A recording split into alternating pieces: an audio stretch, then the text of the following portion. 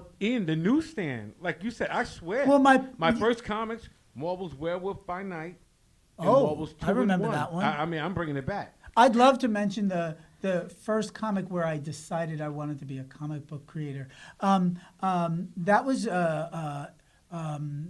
Power Man and Iron Fist. Oh my God, I used to collect them. Yeah, guest starring the X-Men. The artist, Trevor Von Eden, and I guess. Trevor is a buddy of mine, and I read that comic book standing outside of the supermarket while my mother was shopping. At that time, I think it was most parents felt comfortable leaving their kids outside while they shopped, and I was just so fascinated. And by the way, I don't want to lose the answer. Comics are doing great. They're just in multimedia today. Yes. It's the characters that are doing great. It's Yes. the storylines that are doing great. And comics were really just the vehicle for the characters and the storylines. Today, we just have more than one vehicle or more than one forum to experience them. Absolutely But correct. the question is, are the characters doing well? And are the stories doing well? And yes, they darn well are. Look at all the movies that are coming out now based upon the characters in comic books. I asked Joe Kubert when I was working with him about creating new content, and he said, Ian, you can't make anything new necessarily. What you can do is make it your own. And that's what new really is making it your own. So it's revamping everything the way they do when they do these remakes on the movies. Well, the thing is, it's important to keep in mind that these characters, no matter how fantastic they are or how fantastic their world is, the characters themselves have to be very real. So if you bring the characters I'm looking back, at some of your stuff right now. Oh, well, thank you. I deeply appreciate it. Oh, these are some of the comic pages for the issue 0 that will not actually be sold in stores. This is only sold through the comic conventions where we get to meet the people and sell the products to them and talk to them. So this was a 10-page teaser we did. The core that you just saw was the 20-page teaser that my brother Guy Dorian did, along with an artist and illustrator, Sal Buscema. and when you said core, that's controlled organic robotics. Yeah, a Right. pretty fascinating story. But when I saw you just now in New York Comic Con last month, I ended up purchasing from you your Law of Resistance. Law of Resistance, Right. yes. What else? Didn't you have something else there too? Did I get 2 books in Yeah, one? you got Core and Law Oh, of okay. Resistance. I just wanted to make sure I got 2 because it was 2 in a package that you signed. Oh, yeah. Well, that's the other thing is we wanted to, doing these shows, we really want to meet the people and we want to share our stories. So a couple of things. Going back to the characters. When I created these characters along with Matthew Pilata and Jim Kruger, they helped to truly develop the storyline with You are me. not retro, sir. But- You are not retro. Well, I was inspired by Victor Hugo, William Shakespeare, Aeschylus, and Aaron Sorkin, to cite a modern-day screenplay writer and playwright, because actually A Few Good Men, which he wrote, was originally a play. Yes, I heard that. Yes. Yeah. So I took his course, and I learned a heck of a lot, and I got to meet and work with a bunch of other writers that were part of his course. And I have to tell you, his direct approach, his honesty, really a breath of fresh air.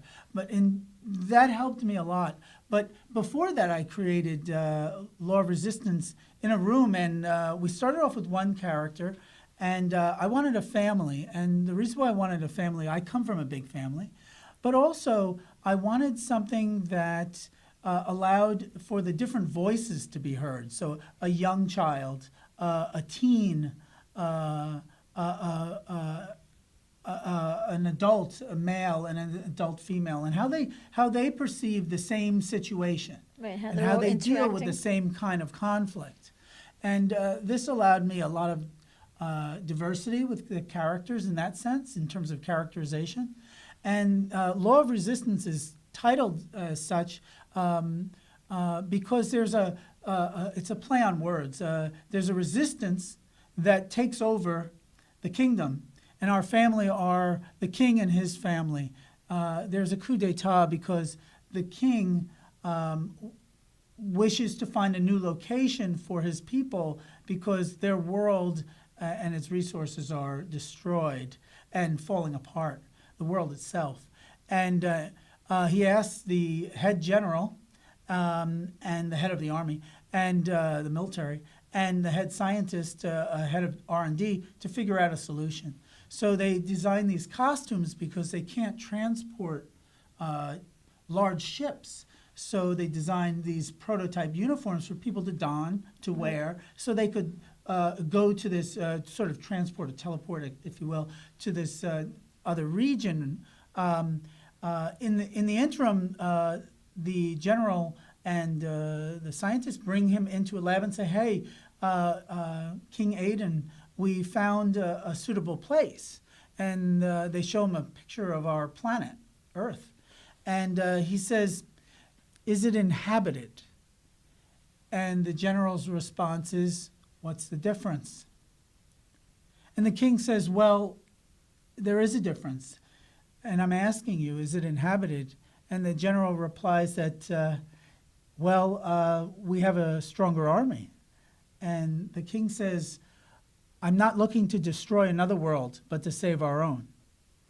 Hence, a moral conflict. The general believes that it is morally just and right to choose his people first, even if at the expense of other people. But the king says, "I am responsible for the morality of my people, and I am the moral marker for our people. And so we will resolve our own problems." That storyline right there is such a hook. Just automatic. You'll be stuck and you'll be reading, you'll be addicted. Forget about it.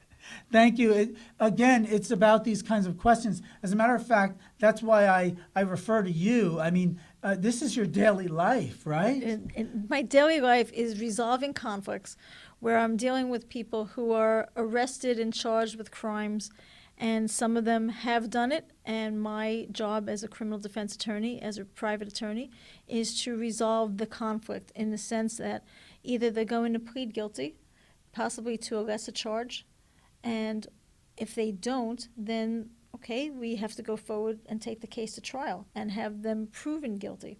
Some people get arrested and they're falsely charged. Other people are arrested.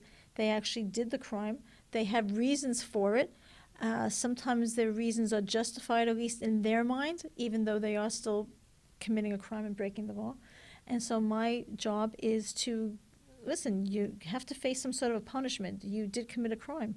So let me get the best deal for you.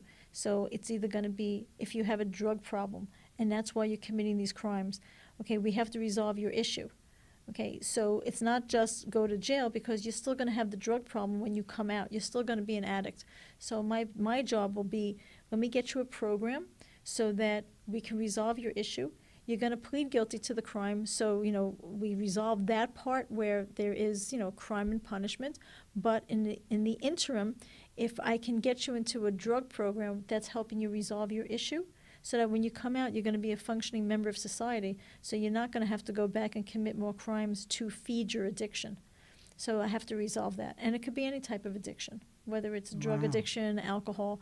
So there are people who, when they commit crimes, it's not just because they have nothing better to do, but because they're trying to feed that need that they have, that addiction, and they have no other way to feed it other than committing crimes. So I have to help them resolve those issues. I mean, life always is like the best author in stories. It's true. It's true.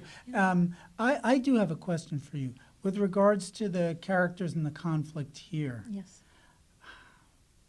I'd love to hear your thoughts on that, either your own personal thoughts or thoughts that correlate to historical events or something where this kind of issue might have occurred. Well, in speaking of, like you said, you have the general that, they find this new world, and as far as the general's concerned, it's going to be good for his people. but you can't go out basically and go out and kill all these other people and say and justify it to say, well, let me kill all these other people and now we conquer the land and now I'm going to bring my people in, because you're just killing people for no reason. Sounds like a Stanley Jack Kirby Galactus story to me. It also sounds like real world events. That is correct and true. Yes. Yeah, and this is what I'm really getting at here. People ask me, you know, you guys know I'm a professor, and I teach classical painting, traditional, Baroque and Renaissance approach to painting and sculpture. And I was asked even by some of my colleagues in the past, why would I do comic books or animation where for some of these people, they're academics and they're scholars and intellectuals and highbrow individuals, and they do not look at the people from animation or comic books as highbrow in any way. And so I have been asked at times, why would I participate in such a thing? And I tried to explain to them that, you know, there's no better way to teach, to inspire, to motivate change than through fantasy. People are willing to learn while they're being entertained.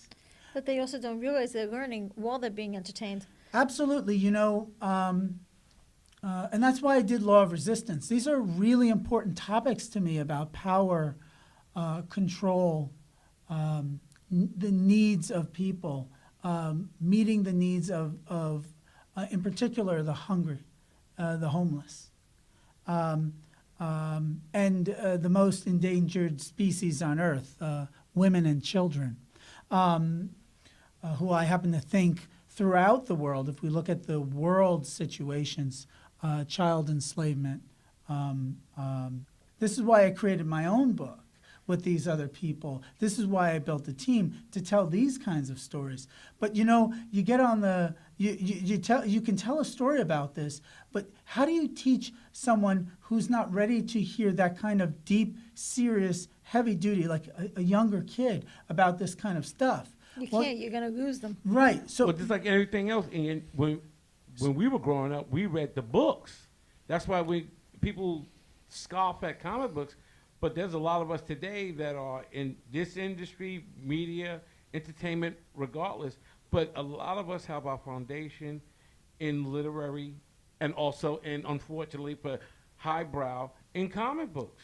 Oh, absolutely. As a matter of fact, all we're really trying to do is use our characters and our stories as metaphors for our lives and for our ideas and our ideals. Those stories are the best. Those stories are the best. Well, that's my point. When I had to come up with new stories and new characters, no character, the character is a Vehicle. A vehicle, and so is the story. Mm-hmm. And as a matter of fact, some people will say character is story and story is character, and then other people will disagree. You could argue about structure of story. You could argue about what gender the character should be today. But the truth is, what brings us together is a much greater impetus for good storytelling, and what separates us, a much greater impetus for storytelling than any of those other things. But if In you your look, stories and the art combined, this is automatic home run.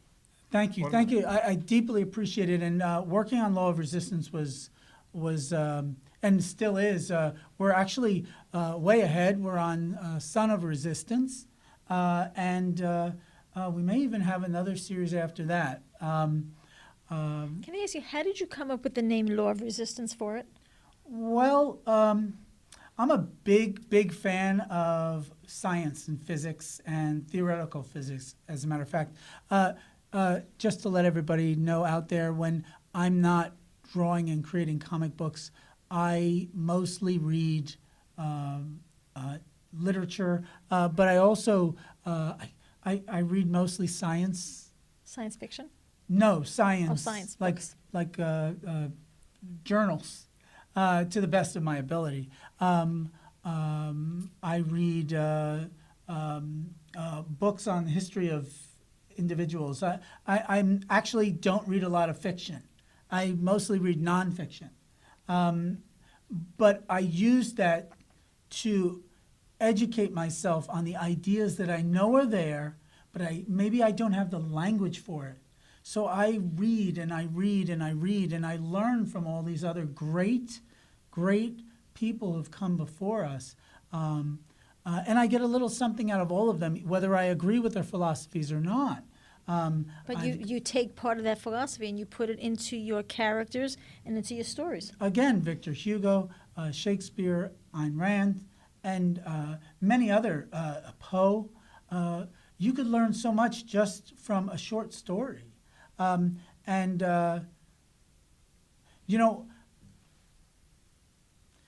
Obviously I'm a teacher. And being a teacher, you're often left being almost too didactic.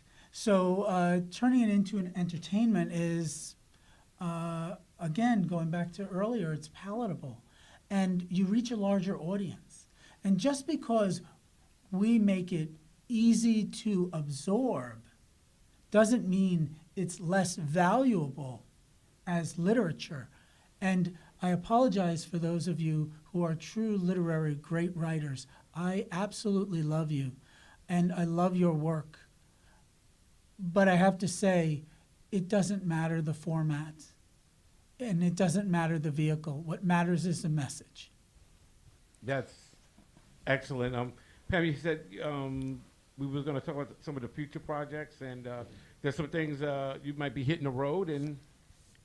Right. Well, here's what I know that's coming up. If I could just peek at my notes for a moment. I know, and I've learned this from Ian, that there is more than one Comic-Con. Okay? There's hundreds. Being almost like a Comic-Con virgin, I've attended the New York Comic-Con for the last, I believe, 5 or 6 years. Oh, wow. Yeah. Wow. Been going every year. I think 5 or 6 years, maybe a little more. Congratulations, yeah. And it's Your poor fun. I mean, feet. Your poor feet. no, I'm running around in high heels all the time when I'm there. And there are times, I wish I brought the picture with me. I know there are times that I've actually dressed up in cosplay for it on a Sunday. And it Oh my was God, that fun. almost The happened red to me. contact lenses, that's really sexy leather bustier. And this Okay. long leather coat and like a whip. I don't exactly know what I was. I just kind of like was a culmination of everything. If it looked hot and it was in leather, I wore it. So I made like some sort of like funky, cool villain. The only leather I wear to conventions are, or pleather, for those of you who do not wear leather. I've worn both leather and pleather, sorry to some people, but would be my shoes and maybe my belt. Well, I'll have to show you the picture Yeah, afterwards. yeah, If I had it, we would put it up on the red screen. You'd really be impressed. Most people ask me why do I wear a jacket and a collar when I'm at conventions, and some people have suggested that maybe other people would be more comfortable with me if I wore a T-shirt and sneakers. And I think maybe it was that person or those people that were making the comment that would feel more comfortable. Outside of that, this is what I feel comfortable in. My father told me that the reason why a gentleman dresses well is because he's dressing for everyone else. And Bravo. yeah. Well, you do look sharp. Thank you. And so, not to mention, I get cold at those shows. They crank up the air conditioner so high because there's so many people, It's true. Yes, and the that people is in their true. That is costumes. true. But guess what I'm doing? I'm sitting for 9 hours or standing still. I'm frozen. And you can go into song with that. It is but, so I think- hot walking around because coming in as a visitor to Comic-Con, even just recently when I went to the Javits Center, I was there on a Sunday, packed. I mean, it got to the point where if I was a sardine in a little swimming room or something. There's still no room to move around, but it was so packed. And, you're carrying your coat or, and you have all the shopping bags. And as you're walking around, you're collecting things, whether it's posters, T-shirts, you're buying knickknacks, you're buying Funko, anything possible, absolutely. and you're walking around with all these shopping bags. So now you've made yourself wider carrying all these things, and you're trying to get through these crowds, and you're getting shoved, pushed, jostled, and it's hot. It's very warm. Then if you have the costume on with the wig and the makeup, it's uncomfortable. Well, I can tell you from my point of view, one of the big differences is that, I'm there. It is fun, don't get me wrong, but I'm on the job. So it's a very different experience for me. And I would just send this out to everybody. The people that you meet that are behind the table, or the talent, in other words, actors, etc. Some people will say, well, I met that person, they were really rude, or this or that. We won't tell you if we just got over the flu and we're finally starting to try to feel better, and that we haven't slept for 4 hours on a flight, and we're 6 hours different schedule. We're trying to be smiley and warm for you because we know how much it means to you, because that means a lot to us. Right. It means a lot to us that you're happy, that it's a good experience for you. And I would say just give them just a little break sometimes, because you may not know what these people have been dealing with. True, and you're there for at least 4 days. I know in New York, when I've gone to Comic-Con, and you do Comic-Con, Sure. it's 4 days. It starts on a Thursday and it goes all the way through a Sunday. Well, that's for you guys. Right, so that's for us. For us, it starts Tuesday or Wednesday and it ends on Monday. So it's practically a full week. Right, and then Wow. couple that with the fact that you have to travel, or other people have to travel. Traveling to either different time zones or to different states. We're not in our own beds. We don't have our own things. You're living out of a suitcase. Yeah, oftentimes that's when we have a lot of our meetings, and at night. Yeah, that's why I would love to know what's going on aside from your future projects with EggHeads, because we got some stuff coming up. And Sure. Go ahead, Pam. Go Well, what I was going to say is, what I learned is that there's not just the Comic-Con in San Diego, which I know is the largest, and not just the one that I've attended in New York, but I found out from Ian that there's actually Comic-Cons that are going on all year round. And I know that you're going to be coming up in November. I believe it's November 9th, 10th, and 11th at Providence, in Providence, Rhode Island, for the Rhode Island Comic-Con, and that you're going to be there. I will be there. As a matter of fact, I have to tell you, the fans, the audience, the people, they're really great people. They're going there to have a good time, and you can tell they're really wonderful. And I have to be honest, I really, in some ways, get the best version of everyone I meet, because they're there. It's like a party for them. Some of them wait all year for certain events, and these events. They save their money. They take days off of work. They bring their families with them. So I'm getting them at their best time. And they are very kind to me often, if not always. And I get the smiles, I get the warm hellos, I get the handshakes, I get to meet the family. And I have to tell you, it's really great. Yo, Pam, I think we should take a road trip. What do you think? That's my suggestion, and I was telling Ian, because I actually picked up Ian today when he came in by train from New Jersey. I picked him up, and we sat in traffic, and we drove up here to the studio. New York. New Actually, York. I had to walk downtown to her because I waited so long for her to try desperately to get even remotely uptown to me. It's up to and you. And I shouldn't say uptown, because I was not uptown. I was in Downtown. Yeah, Midtown. Midtown, lower Midtown, right? So what we decided is that I think Trey and I are going to be making a road trip to come visit you. Oh, when that you're at would be Rhode Island. fantastic. You could meet me. You could meet Matthew Pilata, the Yes. owner and co-creator of our books, and the owner of PKMM Entertainment. You can meet Guy Dorian Sr., my twin brother, identical twin, although we do not speak alike, and we certainly have our own way. and possibly some of the other creators that would are love at the that. show. Oh, that, yeah. that sounds great. Neil- I think Neil I think it'd Adams? be I'm gonna so put- fun. Yeah, Neil Adams did some an alternate covers for both of our books, Core and Law of Resistance, and he'll be at his own booth, but he'll be there. I'm so excited I met you. I'm excited I met you. I I'm really am. excited I, I met I all am. of I you. am We so just excited. got I the blew name. my friends off that day, so I didn't have to hang out with them We at just Comic got Con. Neil Adams' name, ladies and gentlemen, on Eggheads. Okay. Oh, well, I just want you to know, Lou Small Jr., an artist who was working on Ms. Mystic back in the day, I kind of assisted him. And when I started assisting him, I can't remember, maybe I was 19 or 20. And he said, why don't you come into a studio in New York because I'm working on Ms. Mystic.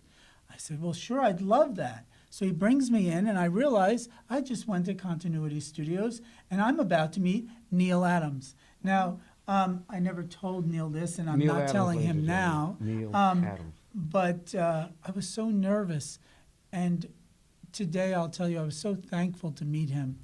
You know, people will say all kinds of things about he's mean, he's this, he's that, or he's direct. I want you to know, when you've committed all your energy in your whole life, not only to your work and your craft, but to improving the field that you're in and to protecting others in your field. Like, he was at the forefront of ensuring that artists got back their original work. This is how a lot of them make a living today, by selling their original work. The page rates are not anywhere equivalent with what, say, an animator would make. But animators don't have original work to sell. We do. So when your work goes to animation, it's actually your product that's going, and all they're doing is just making it move and they're animating it? No. When animation is different, but that's a whole other episode and a Okay. whole other program. He will be back. And we're All right, going to Ian. discuss animation the I next can't time. tell you what a pleasure it's been to be on with you guys. Thank you. Ian, it's our pleasure. This is the first of many. I assure you, I hope the so. first of many. Oh, I That's a love it promise. here. What an awesome studio this is, and what This is great great. conversation. Thank you. Trey, Ian, on thank behalf you. of myself, this is there's no words to thank you. Appreciate it. I will come by. I'll wash the car. Whatever. We'll work it out. And Pam? Yes, Trey. Trey, I have to tell you, thank this you. was a great experience, and I thank you, and I love being a co-host with you. Listen, the pleasure's all mine, and I'm going to sign off. Ian, Well- once again, this is the first of many. Pam, And this you- is Eggheads Review. This is Eggheads Eggheads Review. Review. And as Yeah. I always tell people on behalf of me, let's go to the movies. Hey, Oh, Trey, they can follow Eggheads Review, correct? they can follow Eggheads Review. We're on Facebook, Twitter, SoundCloud, Instagram, Wow, that's taxi fantastic. cabs. Well, I am following you guys, and I'm following you. I'm following you, And All we're right. following Trey. and we're following some of you out there.